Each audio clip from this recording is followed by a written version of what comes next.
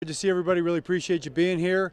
We're dug in deep in our preparations for a very good Miami Dolphins team, a great football team, a challenge in so many ways, all three phases. A very talented team, a very tough team, a very physical team, a very fast team, very well coached team, and they execute at the highest level. So we've got the biggest challenge we've had so far this year, and we're excited about it, and we're looking forward to the game. What questions do you have? John, how much of a motivation factor is it knowing that if you win, you clinch that #1 seed? Yeah, it's an exciting situation to be in. I think you get in this time of the year, you play yourself into these kind of games where you have an opportunity where the games mean so much, where winning one game brings such a big reward because of what you've done up until this point. That's a well-earned, that's an earned thing, and the Dolphins have earned the same thing. So it's that kind of a game. Coach, you played a high-powered offense last week in San Francisco, so we're getting the same thing this week. Are they schematically? Does it help you playing them, or just they're different animals? They're the same in some ways and different in other ways. The passing game is kind of a lot different in the way they're structured and organized, the way the reads work. But the level is very similar, and a lot of the plays are the same. I mean, really across the NFL they are, but also within the system there's a lot of similarities. I think the level of execution is very similar, the physicality is very similar, the timing is very similar. John, is there anything unique that you do in practice to simulate height, speed, and kind of the speed of that kind of offense? Well, yeah, I mean, we got fast guys, and they run as fast as they can, so that's kind of how we do it. John, Kyle Hamilton was named the Defensive Player of the Week, specifically on the second interception when he got blocked by Arthur. What do you see when you watch that play again? Yeah, well, we just watched it again this morning with the team. I noticed when he was down there, he kind of laid there for a minute. So, I don't know if he was playing possum or what. Maybe that was it. Maybe that's why he got the interception. But, yeah, he came all out on a blitz. They high-load him. It was a good call. Got up and pursued. That's kind of what I make of it. I think the defense is playing at a really high level in terms of effort. And everybody's been running to the ball at really the highest level, and that's kind of how that happened. John, we saw he was listed as a non-participant today. Who's that? Kyle. Oh, Kyle. Any updates on his chances to play on Sunday? Yeah, we're less than 48 hours from the game, so we're just kind of working through all those kind of things right now. John, the last time you played the Dolphins, that fourth quarter, but it seems like since that point, I mean, this defense seemed like a turning point for that defense. Does that have any kind of ramifications for this?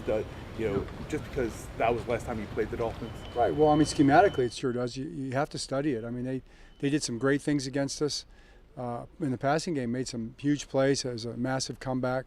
Obviously, it was a tough pill to swallow for us, and all credit to them for the way they executed and made those plays. And we learned a lot. We learned a lot about ourselves, our coverages.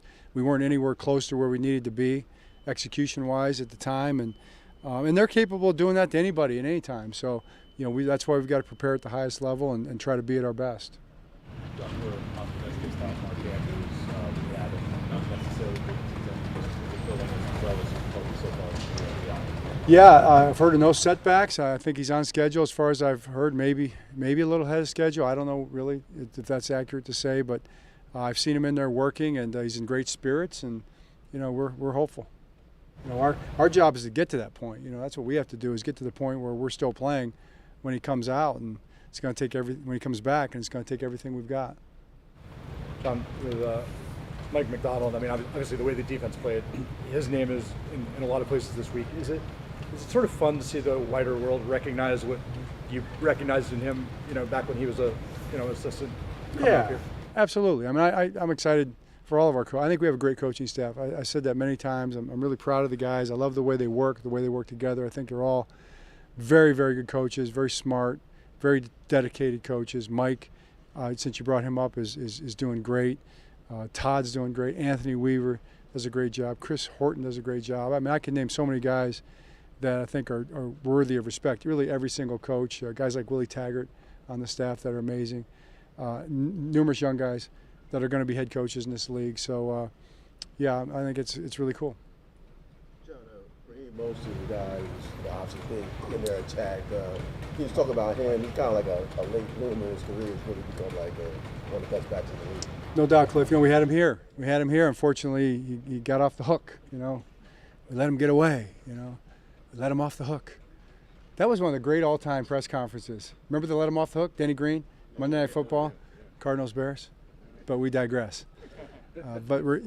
I think their backs, and you talk about Raheem Mostert, their backs are he's the lead guy, but they use all three guys, and they're all three very similar. They're all very fast. They're very physical. They run downhill. They can get the edge. They're all good in the passing game. That's probably why they're there. That's why coaches got them there, and they all do a great job. And kind of seeing his success, Raheem's success after having been here for that period of time he was here is really neat to see.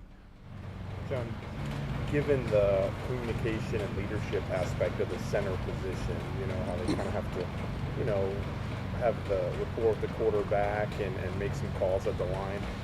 How much do you look into when you're scouting centers? How much do you look into a player's personality, leadership qualities, and what has Tyler been like in that area when it comes to kind of being vocal and just his leadership?